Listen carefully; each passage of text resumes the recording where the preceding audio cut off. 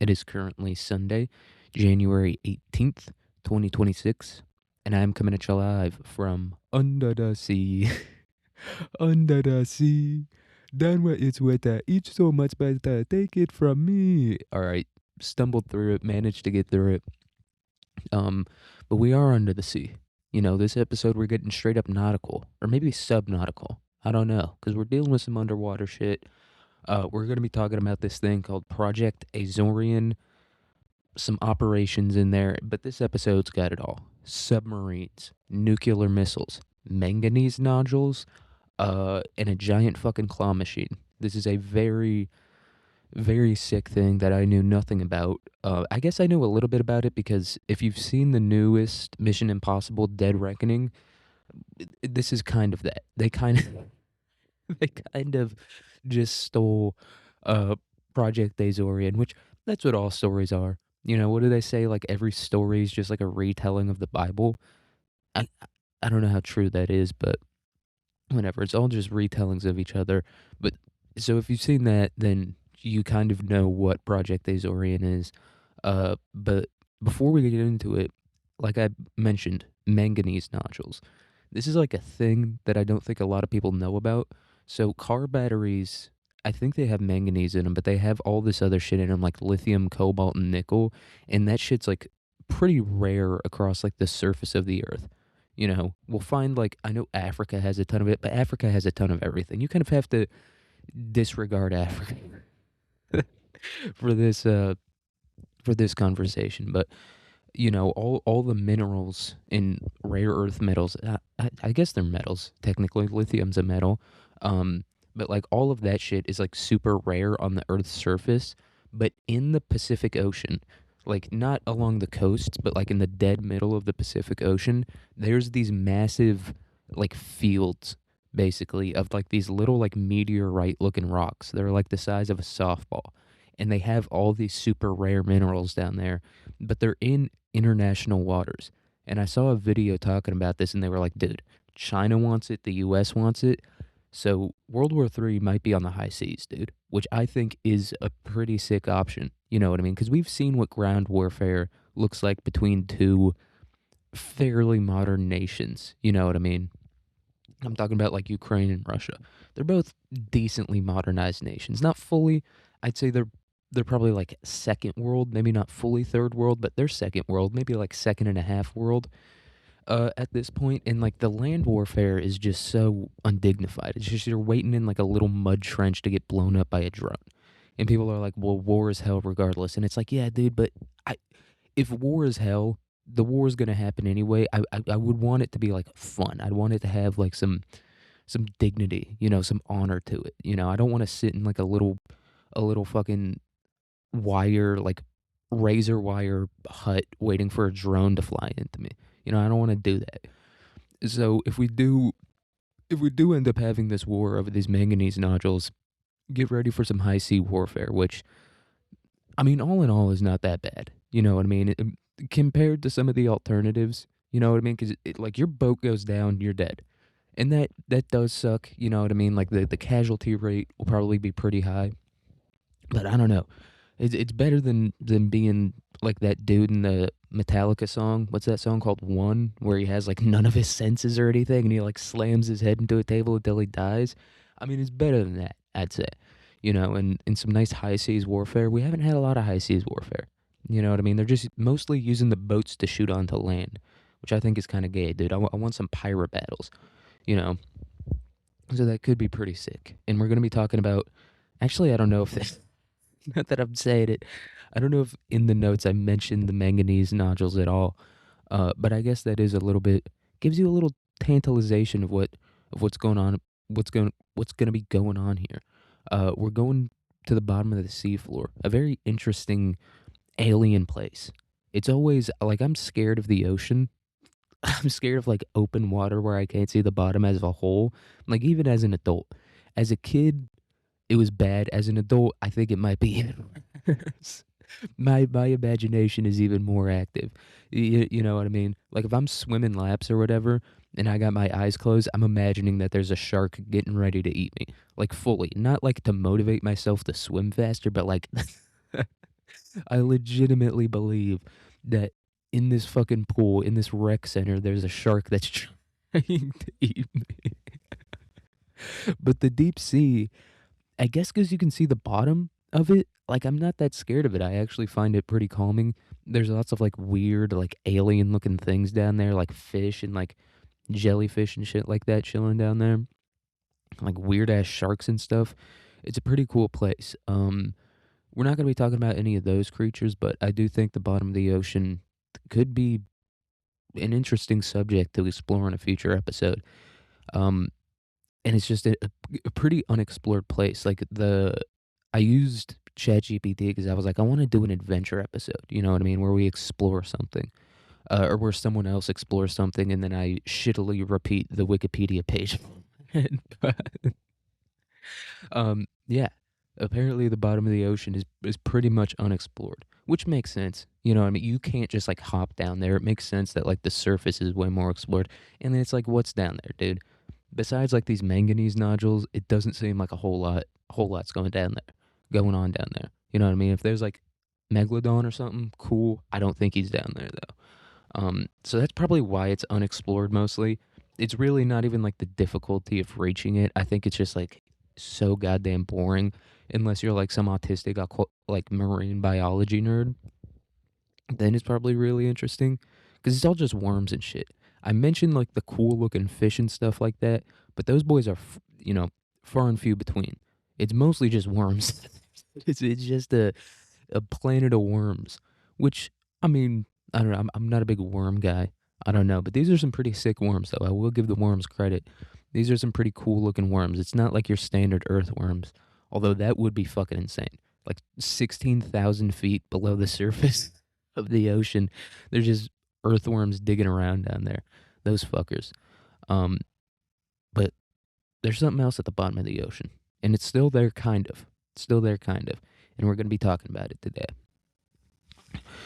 In Project Azorian. I don't know where the name comes from. I know the Azores are like an island chain, but they're in the Atlantic Ocean and they belong to Portugal. So I don't know if it relates to the Azore Islands or if it's just something that they completely came up with.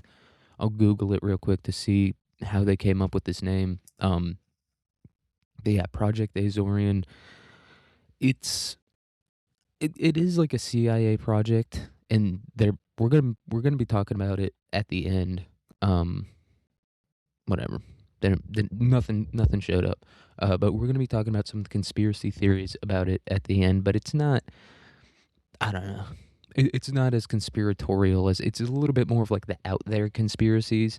You know what I mean? Like the ones where it's almost purely extrapolation, which that's what a lot of conspiracy theories are, but this one is really like almost purely extrapolation in terms of the conspiracies behind it. But some of them, I guess, do have some merit. Some of them are just fun, dude. Some of them are just fun to talk about. But anyway, Project Azorian.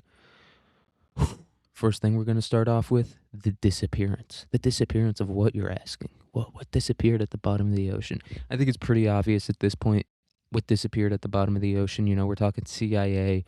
This is Cold War times, so you can probably imagine what disappeared down there. Um, but yeah, let's talk about it. So in February of 1968, K-129, which is a Soviet Project 629A ballistic missile submarine, disappeared in the North Pacific Ocean. We're dealing with the North Pacific Ocean, you know what I mean? This isn't Polynesia. This is like, I don't even think it's near Alaska. I think this is literally the middle of the fucking ocean. I don't think there's like islands or anything for fucking miles. And this is so a ballistic missile that is almost always a nuclear missile, because what ballistic means basically is it shoots up from the ground and it goes in an arch and then it hits the ground. That's what a ballistic missile is. Or it doesn't shoot up from the ground necessarily. Like this one's a submarine, so the missile would shoot out of the top of the submarine, but essentially it's like a rocket. It goes up and then it goes down. Whereas a lot of other missiles, like they're air to air or they're surface to air. Those might be ballistic missiles, but I'm pretty sure what a ballistic missile is, it has nothing to do with the actual explosive on it. It's the way it gets to where it's going. And so that's what this submarine is. It's a ballistic missile, specifically a nuclear missile. In these the 629A ballistic missile submarines, I think most of the American submarines, even at that point, were nuclear powered. This one is a diesel powered submarine, which is fucking. I don't even know how that works, because we're going to be talking about how this submarine went on a patrol mission, and these patrol missions lasted from like 60 to 90 days. And I guess boats probably don't use as much fuel as like a car or something like that, because they can like use the buoyancy to their advantage or some shit. Uh, but this is a submarine going out for 60 to 90 days. The exact length of the mission for the K-129 submarine, this specific one, didn't really say anywhere, but uh, it said it went out for a patrol. And I looked it up and it said a patrol is 60 to 90 days. So that's, I don't know how much diesel that is, dude. This ship might have been like 90% diesel by weight. I have no fucking clue. Uh, but yeah, it went on a patrol. And the submarine left Raibachi Naval Base on February 24th to go on a routine missile patrol. Which is, we're going to talk about what that is. I had no idea what it is. I really had no idea. Like, why? I feel like, especially with America, like, I can understand, like, Russia or China or, like, some shitty country like that having to use submarines in order to launch their missiles and stuff. But I feel like America, I feel like we got the best. I feel like we wouldn't have to use submarines. I feel like those submarines, they're lying about why they're out there. You know what I mean? Because they say they're out there to go on missile patrols, which, like I said, we'll talk about. But I don't know. I feel like America, our technology is so advanced. I feel like we got nukes in space at this point. I know that's like a whole big like international thing where it's like by international law you're not allowed to have nukes in space, and it's like, yeah, dude, but America doesn't follow that shit. Like we don't. We never have.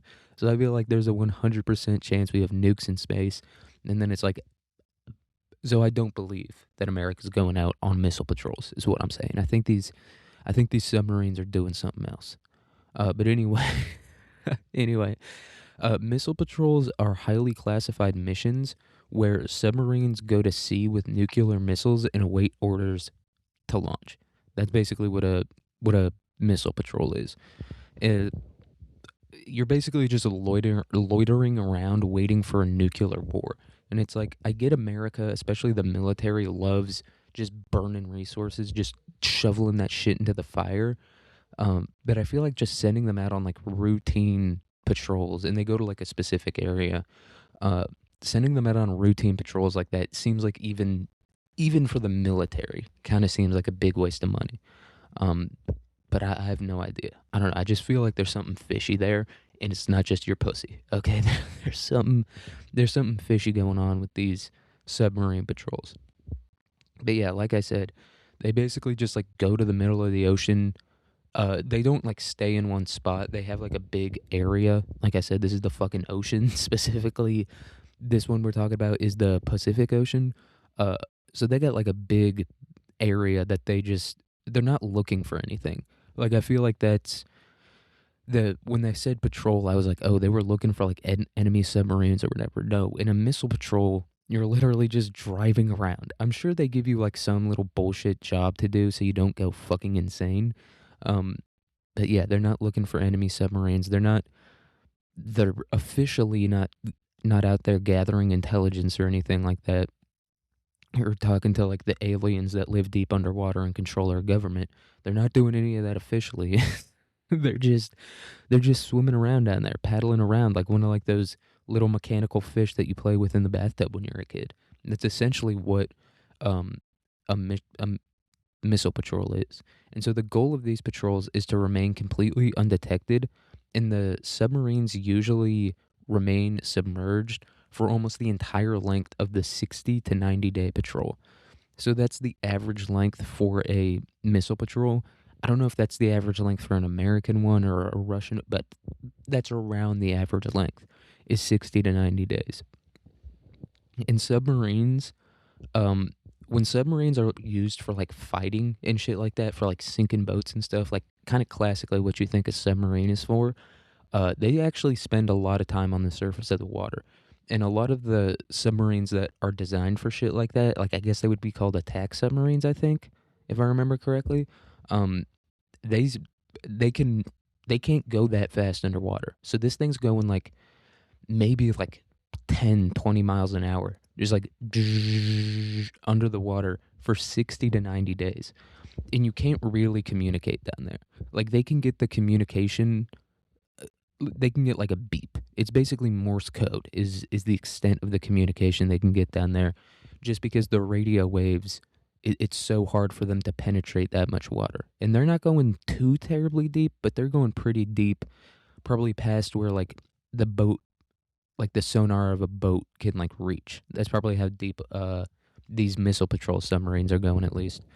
And so they basically just sit down there, loiter around, and wait for like just a beep to come through, essentially, to be like launch the missile or surface. That's basically what a submarine patrol is, which sounds hellish to me. Like I have a cousin who he's an engineer and shit in the Navy, and he wants to be on a submarine, and I just don't get it at all. Especially for him, dude. Like this dude's 6'5", and he wants to be on a submarine. Dude, I'm 5'2". I'm a weasel of a human being, and I think I would go insane from the claustrophobia of being on a submarine, and not even like the claustrophobia, like the tightness of it, just like the regularness of it all. I feel like would make me go insane. Just like I can't get out of here. I don't know. I think it would make me crazy. And for these fucking uh missile patrols, they're not even hitting the surface of the water. They don't even like they can't even look out of the periscope. You know what I mean? Like they do not see the sky, probably, most of these guys, for 60 to 90 days. And even when they surface, they only surface for a little bit to like talk to the base or whatever, or to talk to the commanders, and then they go right back down. And they go pretty deep, like I said. Not to like the bottom of the ocean, but they're going pretty fucking deep down there. And so on the first day, K129 cruised to deep water and conducted a test dive before radioing in and then embarking towards its patrol station. And I guess its patrol station, what that means is its patrol area, this big area where it just like loiters around and avoids detection. Because like I said, these things are just waiting to launch the nukes. That's their whole job, is just waiting to launch the nukes. And so they have like this area that they just loiter around in, and I don't know. They just do that. Like I said, even for the military, this seemed like a pretty massive waste of time and money. I get that it's the Cold War and tensions are really high, especially between America and Russia during this time. But yeah, this seems like a pretty big, pretty big waste of time. And I don't know why they would have to do a test dive. Oh, and another um important thing to remember about this, or an important thing that they noted about it, was this this specific submarine K129 had recently underwent like modernization. So it got a whole big overhaul of all its shit. Communications, probably like the engine and all that, got like an overhaul on it. Uh, but this wasn't its first mission. After getting the modernization, this was its third, or maybe its fourth. It was its third or its fourth. So it was pretty well battle tested at this point. It had gone out on at least 3 missions before this, if I remember correctly, after getting its modernization done. So it wasn't like this thing didn't just sink because of the modernization. There was probably something else going on. I don't know. America might have gotten down in there. You know what I mean? Especially during the Cold War, the shit we were cooking up, dude. The shit America, I mean, the shit every country was, or not every country, America and Russia were cooking up during the Cold War. I feel like, I don't know. I feel like it sunk for another reason.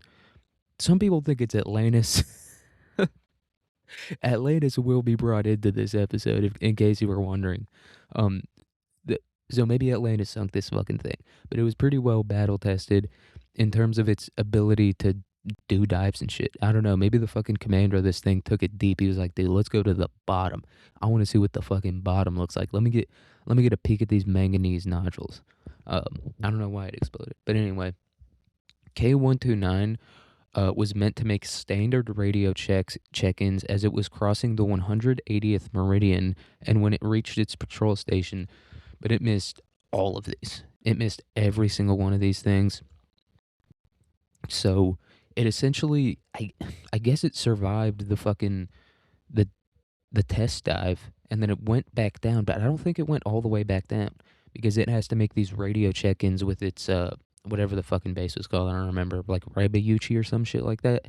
It had to make these radio check-ins with the Rybayuchi base. Uh, and so I don't imagine it was like that deep under, which is why I think the fucking commander of the sub, I was talking about all this other like Cold War Stranger Things, like some dude used mind powers to sink it or whatever. I think there's a pretty good chance that like some crazy like Russian dude named Ivan von Inovich or whatever was just like, let's see how deep this thing can go. Let's really test this baby out. You know what I mean? Like a teenager with a new car. I think that's my actual guess as to what happened, as to why this fucking thing ended up sinking down to the ground. Which, spoiler alert, that's why it missed its radio check-ins, is because it sunk.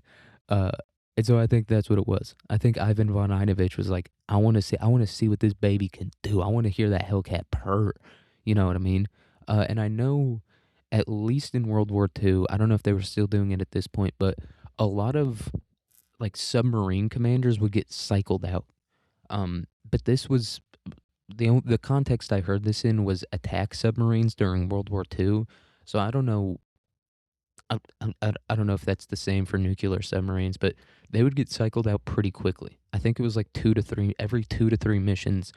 The submarine would get a new commander, just to make sure nobody's going insane. And especially with like a submarine, like I said, it's hard to keep in communication with the submarine. So yeah, they could be going wild out there. So I think that's why they do like the whole cycling thing. It's like the ADX Supermax, the Supermax prison. They cycle the prisoners through the cells so that they can't like make an escape plan. Uh, and I think that's what they do with submarines. It's like you cycle through so that the group can never get close enough to go rogue. I think that's, but I don't know if they still do it at this point. Uh, but that's just playing into my theory. I'm just trying to justify my theory that some crazy Russian dude took a submarine fucking way deeper than it should have gone. And so it missed all of these check-ins, and then in April, the Soviet Pacific Fleet surface and air assets were observed performing unusual search operations over known patrol routes of strategic ballistic missile submarines in the North Pacific. And so this is when the U.S. kind of noticed what was going on. We'll talk about how they ended up finding this submarine, but that's how they noticed that there was something fishy. They're like, what the fuck is going on up here? They saw like planes and shit and boats just being weird. You know what I mean? Like all these resources being poured into this pretty remote region of the North Pacific Ocean. And so the U.S. calls them strategic ballistic missile submarines, or SSBs. Another name they have for them. So the Soviet name is the 629A ballistic missile submarine. The U.S. just, I guess, simplified that and just started calling them Golf class submarines. And that's the specific name for this type of Soviet submarine. Um, and so, yeah, they just noticed that something fishy was going on. And so I guess they knew the Soviets were down there and they were just not fucking scared of them at all. They were just like, yeah, dude, whatever. You guys, I mean, I feel like the Russians aren't a technology based people. You know what I mean? Like the reason Russians are so good at war isn't because of, some great technology that they have over their enemy or whatever. It's just because they do the meat grinder. They're just throwing as many fucking things as they can at their enemy. And so yeah, the Americans, we definitely knew that they were doing something fishy down there with their ballistic missile submarines. And then we saw the search planes flying over, and we were like, oh, one of those pieces of shit went down, dude. One of those Slav pieces of shit went down. Ivan von Inovich had a little bit too much vodka and took that thing down to about 16,000 feet and blew it the fuck up. Um, and so yeah, that's how America kind of got onto it. And so the American Office of Naval Intelligence saw this as a possible reaction to the loss of a Soviet submarine and began to analyze SOSUS hydrophone data. And this is kind of where I was like, oh, the Mission Impossible just copied this because the Mission Impossible one is a little bit more goofy. So basically, like, there's this super advanced AI. I'm gonna explain the plot of the last two Mission Impossible movies for probably the next 10 minutes. But anyway, there's this super advanced AI, and for some fucking reason, the Russians put it on a submarine. In the submarine, and it's in the exact same area too, where the K-129 submarine went down. Like in the movie, it's in the exact same area. And anyway, the super advanced AI tricks the Russians into thinking that there's an enemy submarine attacking them, and so the Russians launch a missile at the enemy submarine. But then the AI fucking is like, nope, no enemy submarine here. Takes control of the missile, or I guess not missile, torpedo. Uh, takes control of the torpedo, hits a UE on him, and fucking sinks the Russian submarine. And then Tom Cruise goes down to like get the thing to control the AI or whatever. Um, and so yeah, they kind of just copied Project Azorian a little bit, not too much. Obviously, there was no AI back then, or allegedly no AI. You have no fucking idea what these people were up to. Um, but yeah, but that's that. This is the moment when I was like, oh, they're just copying, because in the movie, that's how they end up finding the location of the submarine. And spoiler alert, this SOSUS hydrophone data is how the Americans end up finding the submarine. And so I think what a hydrophone is it basically detects disturbances in the water. And I don't fucking this is where I get completely lost. You know what I mean, in terms of technology and how they discern between like what noises are what. I guess it's probably just like a bunch of nerds working all day. You know what I mean? That's my guess as to how they figure that shit out. It's not through like any sort of super sophisticated or advanced technology. It's just a room full of fucking dweebs pushing up their glasses and being like, this could be a submarine, this could be a submarine, and just like checking it all out. Um, and so they used they were like, start analyzing this SOSUS hydrophone data. And so in the naval facility Point Sur, which is south of Monterey, California, isolated a sonic signature of an implosion that happened on March 8th on 40.1 degrees north and 179.9 degrees east. So those are longitude and latitude locations. And like I said, this is where I get completely lost. I'm like, how did they? Because you'd figure like the closest islands and shit to where the submarine was at is like the Aleutian Islands. You know how Alaska has like that little string of islands up there? Like that's close, and then Hawaii. But no, they figured it out with data from a facility in Monterey, California, which I'm pretty sure Monterey is like, that's like San Diego level SoCal. It's like right next to Tijuana. It's like a dude watched the fucking donkey show in Tijuana, came up to Monterey, and found a Russian submarine that sunk in the North Pacific. It's fucking insane to me. I don't know. I get the technology is super advanced. I get that I should look at every piece of technology that's surrounding me and be like, this is so fucking crazy. But I don't know. I guess I'm just so used to it. But this really like blows my mind. I'm like, they somehow maybe they were using data that was like from up there, and maybe it was just they were analyzing the data down there. But the way it was written made it seem like they had like hydrophone data from Monterey, California that was processed in Monterey, California. And that's how they figured out where this Russian submarine sank in the North Pacific. I don't know. I could be completely fucking wrong. I'm an idiot. I don't know.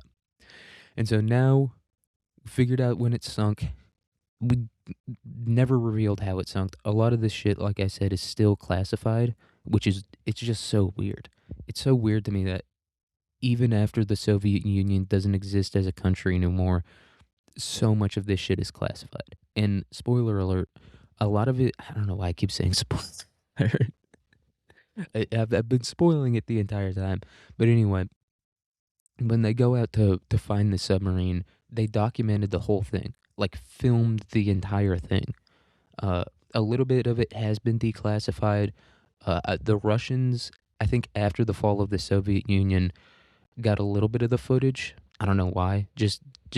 For America to be like, we were just looking for a submarine out here, but they didn't give them all the footage. They just gave them a few things that we're going to talk about. Um, And so yeah, it's still a lot of this is still classified. So they don't say how the submarine sank or why it's sank. I guess an implosion is how it sunk, but it's like what made it implode?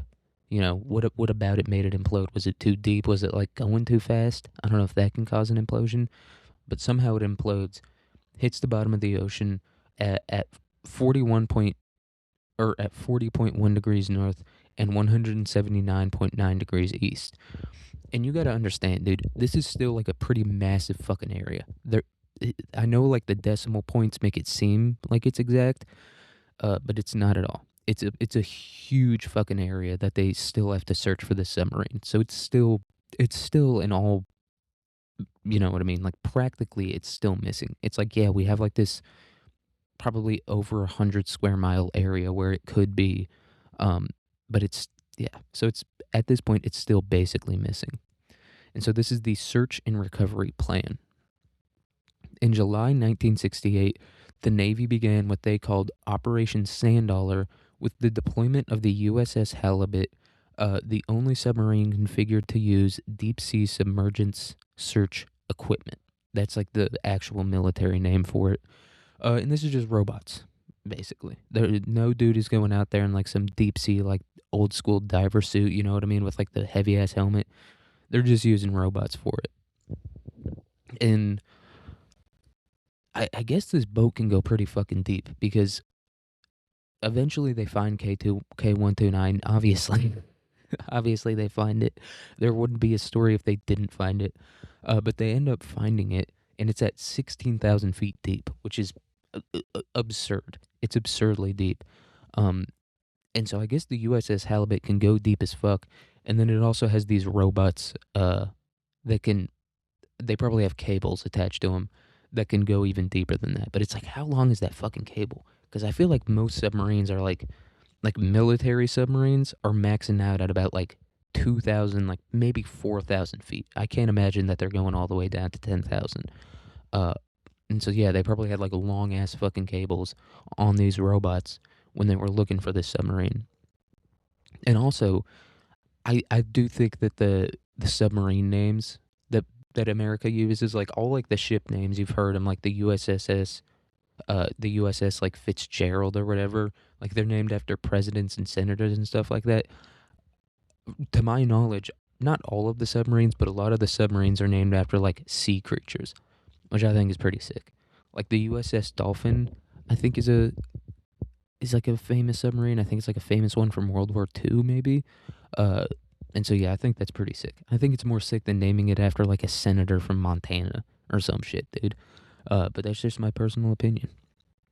But this one is a super specialized one, the USS Halibut, which does make sense. Like the name makes sense. A halibut is like a bottom dwelling type of fish.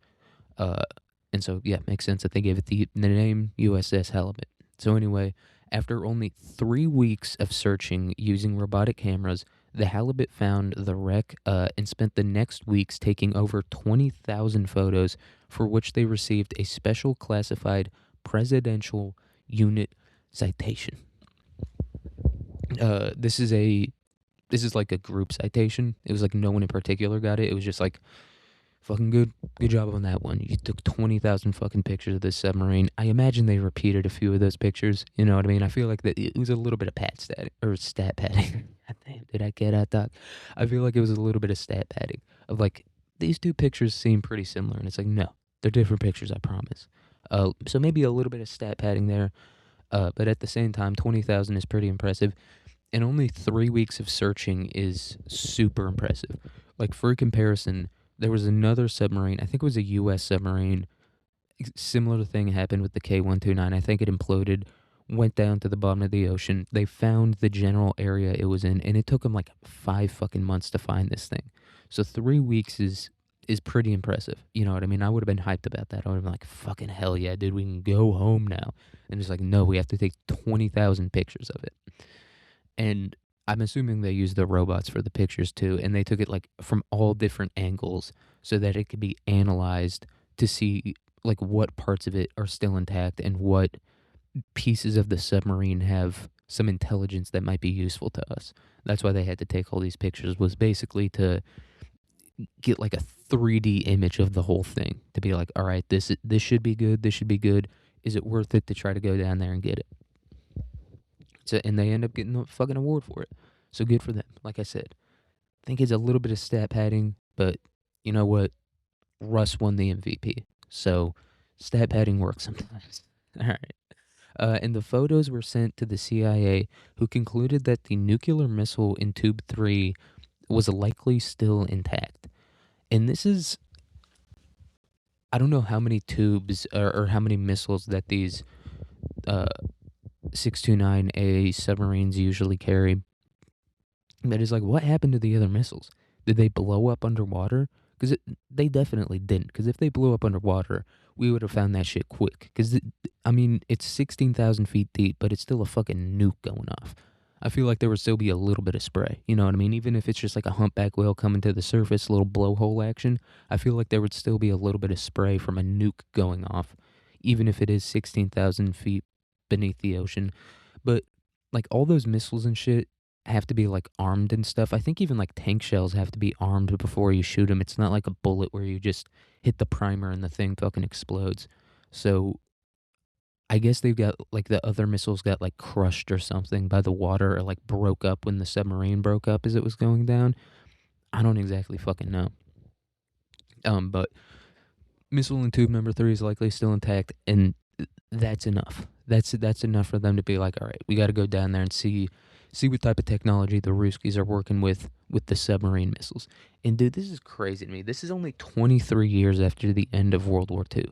Like, we were fighting using like prop planes and even horses and shit in World War II. And now we got fucking nuclear submarines. Like, nukes launching out of submarines. They didn't even have missiles in World War II. Like, Germany had like a few missiles in World War II. Like, that was the extent of missiles in World War II. And then 20 years later, these things are transporting fucking suns, basically, deep underneath the water and, like, launching them thousands of miles. The technology, like, the Cold War wasn't good for a lot, but, like, the rapid advancement of technology, I think, was, like, the best thing that came out of World War II. And this is where we get a little bit of a presidential switch. So, like I said, the USS Halibut ended up getting that unit citation, but that was Lyndon B. Johnson. Now we're on to Nixon, dude. Milhouse is home, which, if you don't know, Nixon's middle name is Milhouse. Milhouse is home, and he's like, we need to get that goddamn submarine, dude. We need to get that thing out of tube number 3, see what the Ruskies are working with. And so in 1970, Defense Secretary Melvin Laird and National Security Advisor Henry Kissinger, probably heard of that guy before, proposed a plan to recover the missile and possible cryptographic materials, and Nixon tasked the CIA with the recovery. Nixon was a big fucking fan of the CIA. I get it, it's the Cold War. Every president was probably a big fan of the CIA, but I feel like Nixon was an especially big fan of them. Like, wasn't the CIA Watergate, or maybe that was FBI? He was a big fan of the intelligence as a whole. He was and that's probably because he had Kissinger whispering in his ear. That's probably why he was such a big fan of him. You know what I mean? Whispering in his ear like that one dude from the Horse Village in Lord of the Rings, where he's like, "Listen, you must find this submarine." Decent plan. Decent plan. Let's go get this submarine at 16,000 feet. I do want to shit on Henry Kissinger, but this whole thing is pretty sick. It's sick in terms of it being like a sign of American dominance. You know what I mean? Because we'll talk about later. It's pretty much a sign of America being like, we can do whatever the fuck we want, whenever the fuck we want. And I've been feeling that lately. I'll be honest. I've been feeling that lately with the fucking Maduro getting captured in the middle of the night. Yeah, there was probably like some dude in Venezuela who sold him out to us a little bit, but still, we kidnapped the president in the middle of the night. And later this year, I don't know if we're landing on the moon. I think it's just like an orbit around the moon. I think it's like an Apollo 8 instead of an Apollo 11, because Apollo 8's the one where they like go around the moon a couple times, take some pictures, and then come back. I think that's what Artemis 2 is. I don't think they're actually like going to the Sea of Tranquility or whatever. But either way, I've been feeling like the American dominance. It's like, yeah, are the people in this country happy, or even, you know, having their needs met? No, not really. But goddamn, are we so fucking dominant, dude? Kidnap a president in the middle of the night and then later that year go to the fucking moon. And this fucking thing has it hyped me up to that too. Of just being like, God, you just gotta love this country. You know what I mean? It's not. We can improve. We've got some things to improve on, but I mean, you can't say that we can't do shit. You know what I mean? Like you can say that we don't do shit. You can say that we don't give people healthcare, but you don't say that like you can't say that we can't give people healthcare, if that makes sense. It's like there's nothing America can't do. That's kind of what this story inspired in me a little bit. But anyway, anyway, Nixon, he's like CIA, stop fucking with the DNC or whatever you're doing that was Watergate. Stop fucking with the DNC and go find this goddamn submarine. And so Global Marine Development Incorporated, which was a pioneer in deepwater offshore oil drilling, was contracted to design, build, and operate the Hughes Glomar Explorer. And this thing has the name of the ship is like purposely kind of vague. It's like, oh, it's an explorer ship. And it's like, what is it exploring? And they're like, don't fucking worry about it, dude. Get off my ass. What is it exploring, dude? It's a ship. It's exploring the ocean. It's like, what about the ocean? Is it exploring the fucking ocean? You know, like that's the government's a big fan of doing shit like that. Of like giving something a purposely like vague name. Like a lot of the I guess like the best example of it is Mac v Sog, and we especially did it in World War II, which if you don't know, Mac v Sog was like this conglomeration of special forces during the Vietnam War, and Mac v Sog stands for like military advisor contractors in Vietnam or some shit like that. Like it's just like this super vague fucking name. So I guess we were a big fan of that, especially during the Cold War, because we end up naming this thing the Hughes Glomar Explorer. Hughes is a dude, obviously, that we're going to talk about, but I don't know what fucking Glomar is. I don't know what it means. I'll look it up real quick. But yeah, a nice purposely vague name, you know. I think that's pretty sick. I think also like the name they gave to the operation of trying to like find out where it was, Operation Sand Dollar. I don't know. I like that one. It feels nice and marine to me. Oh, so a Glomar. Oh, Glomar most famously refers to the Glomar response, a government practice of neither confirming nor denying the existence of information requested under the Freedom of Information Act, stemming from the. Oh, so Glomar refers to the name of this boat. But then how did they come up? I guess Glomar was just like a random name that they came up with. Just like a purposely vague name. God, I really hit the nail on the head with that one. Gotta give myself credit. I can't talk. I'm not funny. I'm not intelligent. But goddamn, I hit the nail on the head with that one. Just purposely vague. Just like so vague that you're like, Glomar? It kind of sounds like global, but I don't like Glomar. You know? It feels like that to me. And so this company, Global Marine Development, is tasked with building it and operating it and doing all that shit, which is just so crazy. It's so crazy that they were able to keep and still have kept a lot of these secrets after all these years. And so anyway, billionaire businessman Howard Hughes agreed to lend his name to the project in order to support the cover story that the ship was mining manganese nodules. So yeah, that's who Hughes is, and Hughes had a lot of other like covert contracts with the American military. Like I think he was a big satellite guy for some reason. I don't know if that's specifically like what he did, if he was like an aerospace guy.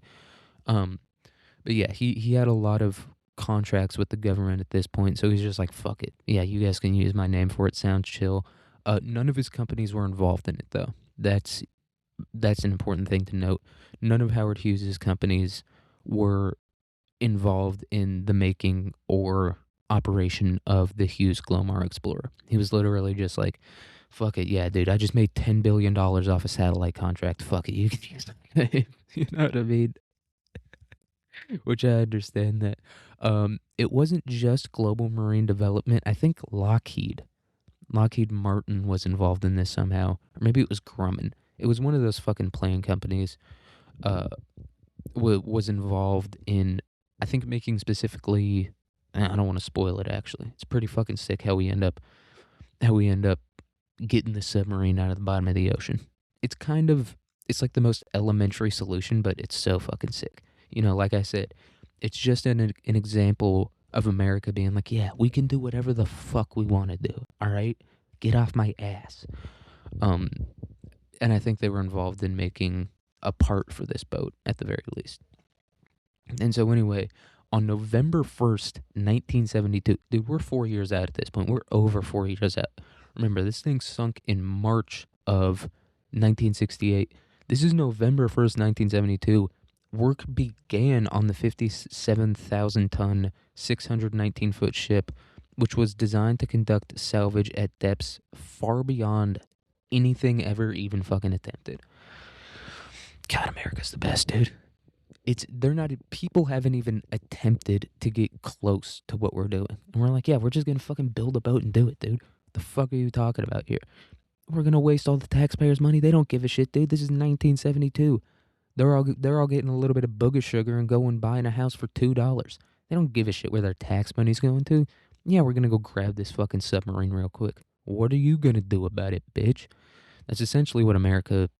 That was like kind of the game plan, honestly.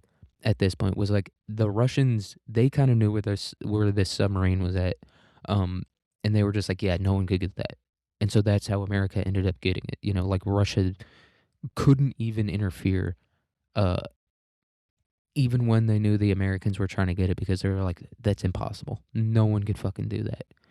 What'd you just say? You said no one could do that?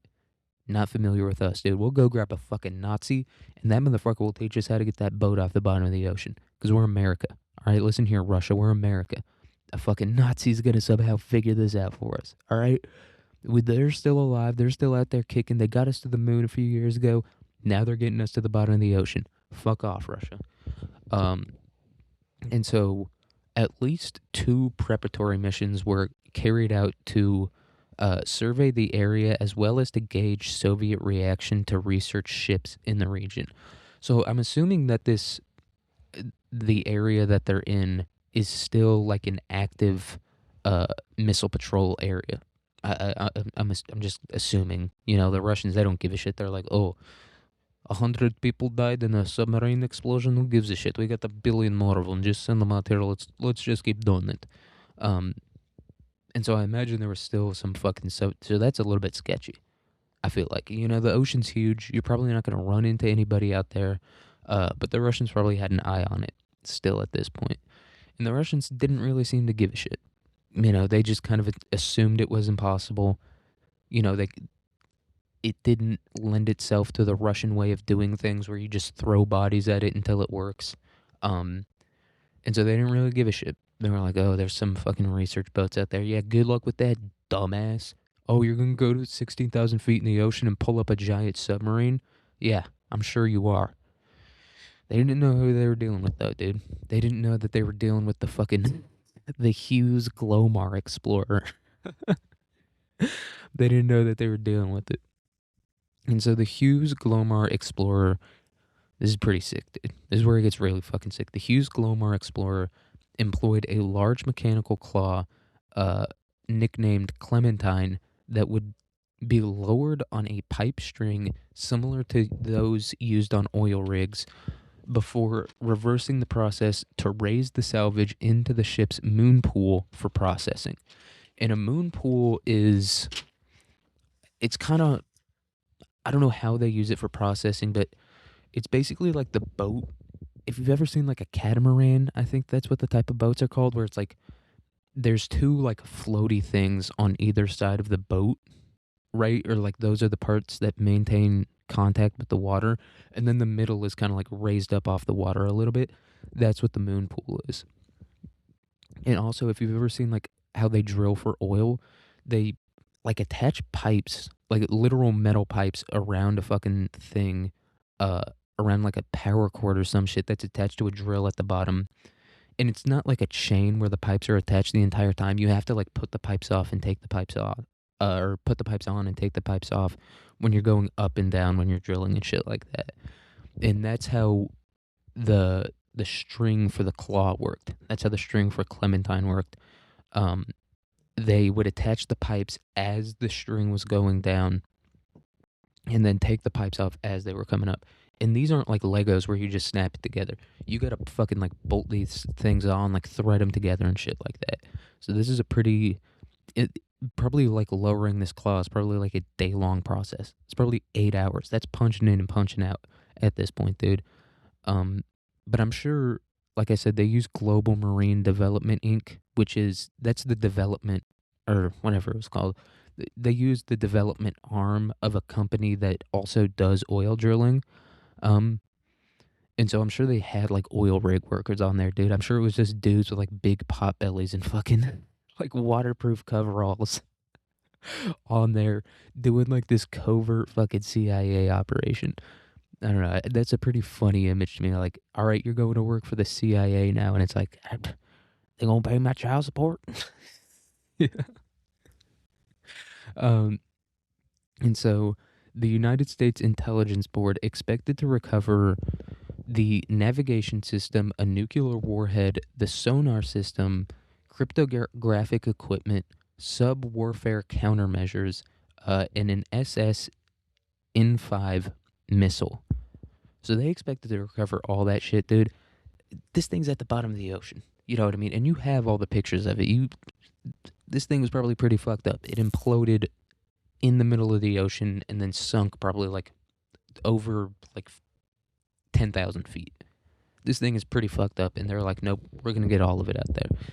And I think they wanted to recover like documents and shit too. And it's like, yeah, I'm sure some of those documents are like sealed in like waterproof containers or whatever, just in case. But still, pretty fucking tall task for it being 16,000. Like the missiles, that's acceptable. And like a lot of like the physical equipment, I can understand thinking that you're gonna recover that, but dude, this is deep down there. You know what I mean? Like we've all probably seen like those infographics or whatever where it's like if you're at the bottom of the ocean, it's like 10,000 elephants standing on you at the same time. Like they have to know that. They were setting the bar high on purpose, I think. I think they were being like, "All right, go and recover all this shit." You know, which I don't know. I don't know how I feel about that. I'm a bar low type of guy. If you can't tell by how shitty this has been, I'm a lower the bar type of guy. So then when I end up doing something mediocre, seems really great by comparison. That's what I would have done if I was the U.S. Intelligence Board. You know, just make everybody feel good. Just be like, hey, you go down there, even if you get a couple metal scraps, it's okay. And then when they end up bringing, you know, whatever the fuck they end up bringing, you go, hey, pretty good job. You did more than we were asking for, you know? But I guess that's not the way they do things over there. And so now we're going to talk about the recovery.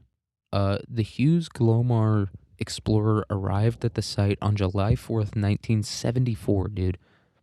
6 years after, and conducted salvage operations for over a month. So this thing was built in Philadelphia, the Hughes Glomar Explorer.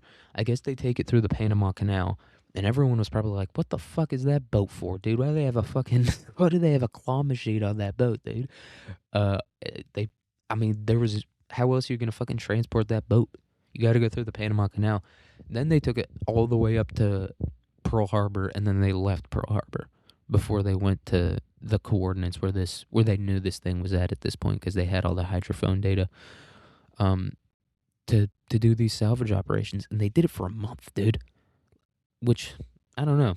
Now that I know that a fucking missile patrol is 60 to 90 days mostly submerged, a month on a boat doesn't seem that bad, especially a big ass boat. Like I said, this thing was, what was it, 619 feet long? That's a pretty big fucking boat, you know what I mean? And you get to see the sun every day. That doesn't seem too bad now. And so they do that for a month.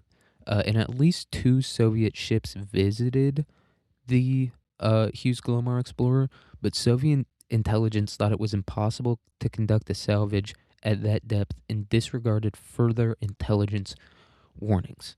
So yeah, like I said, this was just America doing the impossible, basically, during the Cold War, which we did fucking constantly.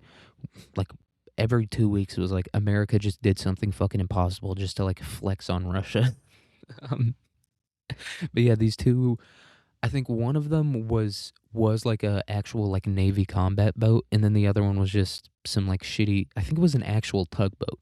Which once again, this is the middle of the fucking ocean, and if you don't know, tugboats are literally like just tiny little boats that have a fuck ton of torque, so that they can move like big container ships in the harbor and stuff like that. So I don't know what it was doing like this far out in the middle of the ocean, but it was a literal tugboat was in the middle of the fucking Pacific Ocean, like a little like toy.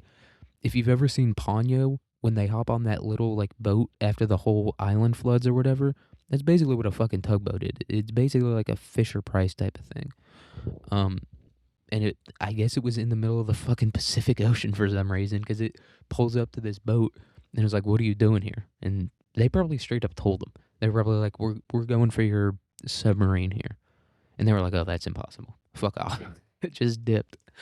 And so Soviet engineers reevaluated the situation and decided a recovery was possible, but any attempts at Soviet interference were immediately impeded by their lack of knowledge regarding the wreckage's location. So even the Soviets didn't know exactly where this thing was at. America found it in like 3 weeks, dude. What was it, July 1968 or August 1968 when they found it? Dude, we found it in like 5 months. And only 3 weeks of like actual like sending the robots out to look for it. The rest of that was just nerds looking at paper being like, that could be an implosion. Uh, and so, yeah, this was just us flexing on the Soviets, basically. Just us being like, oh, we can't? Okay. Then just leave them. If it's impossible to fucking find it, fuck off. Uh, Once again, they did not know who they were dealing with. And they didn't even know where it was at. At this point, you have to assume that they do know where it's at because there's a fucking claw going down and grabbing shit, right? So you have to kind of assume that they know where it's at, but they just can't really do anything about it. Or maybe like the boat would like go grab some shit, bring it up, and then go to another location to like process it. Maybe that's what it was, and that's how the Soviets didn't know where it was at. But anyway, yeah, they couldn't fucking stop us. They literally, we were fucking. It's that Michael Irvin clip. Somebody comes into your house, eats your meal, turns on your TV. What are you prepared to do about it? Soviet Union was prepared to do nothing about it. As they did nothing to try to stop us.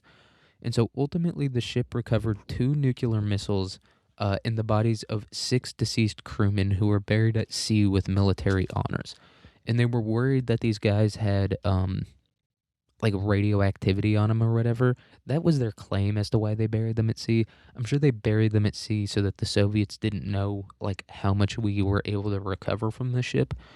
Um, and we only got 2 missiles. I think, like I said, I think a lot of that like cryptographic like machinery, the navigation system, the sonar, I think that was a bit of a stretch. I think that was us kind of overextending ourselves a little bit there.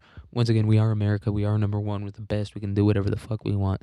But I do think that was a purposely high target for this search operation to meet. But they did get these 6 dudes, and they were like, "Yeah, we buried them at sea because they had radiation on them or whatever." And it's like, yeah, sure you did. Sure, that's why you did it. Same reason you dumped Osama in the ocean. There was another reason. I don't know if you hated him or what it was, but there was another reason you just dumped him in the ocean like that. And so other sections were partially recovered but sank back down after the claws of Clementine were sheared off by the wreckage. Clementine is that's not the name of a tough bitch, dude.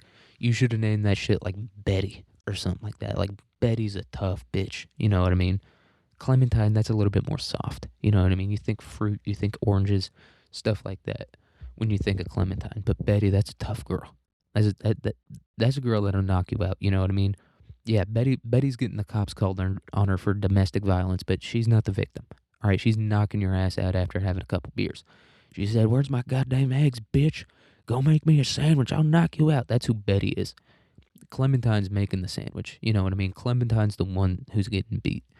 Or is Clementine a man's name? I don't know. It sounds like a chick name to me. Uh, but anyway, yeah, Clementine did get a little bit fucked up. So like I said, the entire recovery effort was recorded by a CIA documentary crew, but most of it remains classified. The things that are public, if you look at Project Azorian on uh Wikipedia, you can see the burial of these Russian or of the I guess Soviet. I keep saying Russian, but Soviet, same thing. Like they give them the flags and all that shit. It's not that. It's not. It's not as bad as you might think. You know what I mean? They didn't just like throw them back in. They gave them an actual burial. And that's what they sent to the Soviet Union.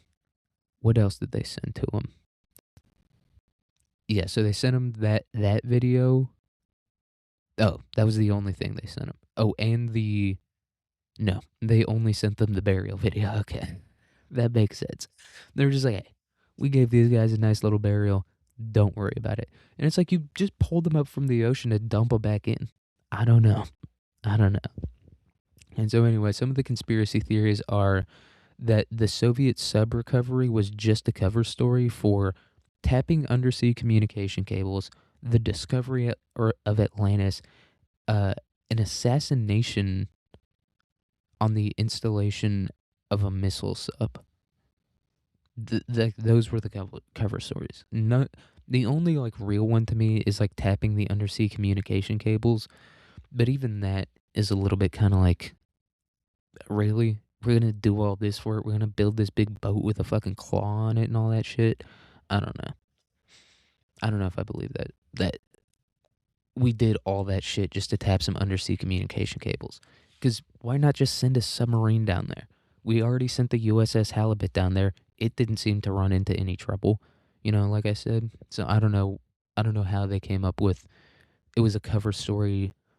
The only one that it would be like a valid cover story for is like the discovery of Atlantis. And even then, I'm not a personal Atlantis guy. I don't believe in Atlantis, but if it did exist, it would be in the Atlantic Ocean, right? Because it's called Atlantis. I don't know. That's what I believe. Um, and this boat, I guess, still exists. It's a pretty big boat. And the claw, I kept calling it like a claw machine claw. It's a little bit more. It's like a long piece of metal, and then there's a bunch of claws on the side of it, kind of like a rib cage, is how I describe Clementine. Good old Clementine. And so that's the episode, dude. That's Project Azorian, if anyone was wondering. I'll post the notes for this one. I haven't posted notes in a couple weeks. My bad. Uh, in this next week, we'll have an episode. I'll get an episode done somehow, but it might only be one episode this week. Depends if I have a roommate or not, and like what the weather's looking like. If I can drive to my boy's house to record, we'll just see what happens. What happens is gonna happen, but there will be an episode this week. Might not be a regular episode like this. It might just be a current events or just me talking, because I might have to do it like when I'm driving around or something like that.